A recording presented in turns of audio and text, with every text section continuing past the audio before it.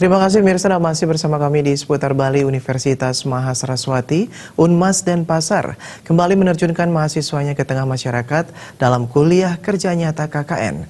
Kegiatan tersebut diharapkan bisa ikut mengedukasi dan memberdayakan masyarakat.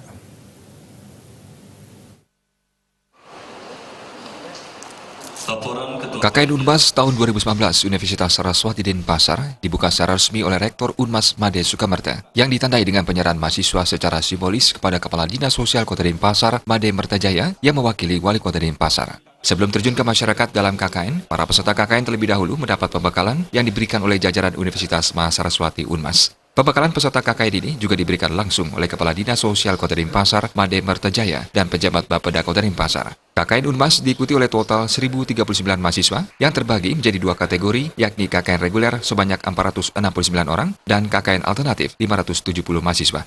Lokasi KKN berada di Kecamatan Denpasar Utara di 9 desa dan di Kecamatan Denpasar Timur di 9 desa. Para peserta KKN ini akan mengikuti KKN selama 1,5 bulan. Masing-masing desa akan dikirimi 26 mahasiswa dengan didampingi oleh seorang dosen dan pembimbing lapangan.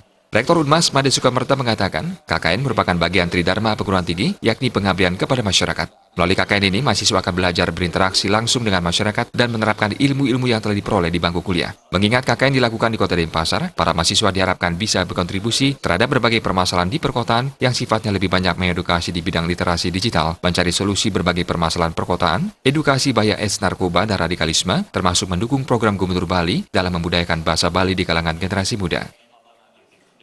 Jadi kita harapkan juga kepada mereka supaya betul-betul mereka memberikan contoh, memberikan motivasi kepada kaum milenial di desa bahwa pentingnya penanganan sampah plastik itu. Mereka sendiri harus memberikan contoh yang real gitu, dengan menunjukkan pada mereka.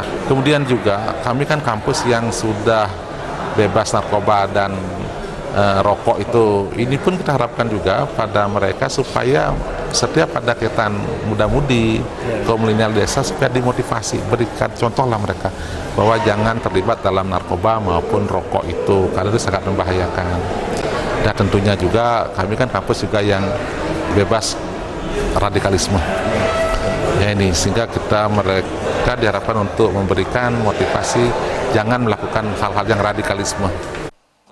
Sementara Ketua Panitia KKN Ide Bagus Ari Arjaya mengatakan, melalui kerjasama dengan perangkat desa, diharapkan mahasiswa bisa memberikan kontribusi dalam pemberdayaan masyarakat mendukung program Pemkot Denpasar menuju Smart City.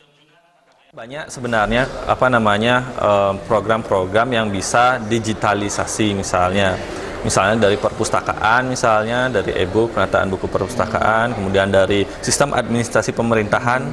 Kita tahu bahwa Pak Wali Kota itu kan sudah menerapkan komunitas digital di Denpasar ini, jadi Smart City istilahnya dari Bapak Wali Kota Denpasar itu. Jadi kami berusaha untuk mendukung program yang disampaikan oleh Bapak Wali Kota. Sementara Kadis Sosial Kota Denpasar, Made Mertajaya, meminta peserta KKN untuk memetakan berbagai masalah di desa dan mencari solusinya sesuai disiplin ilmu masing-masing. Made Mertajaya meminta KKN ini bisa memberdayakan masyarakat meningkatkan kesadaran tentang kebersihan lingkungan dan pengelolaan sampah menuju Denpasar Smart City.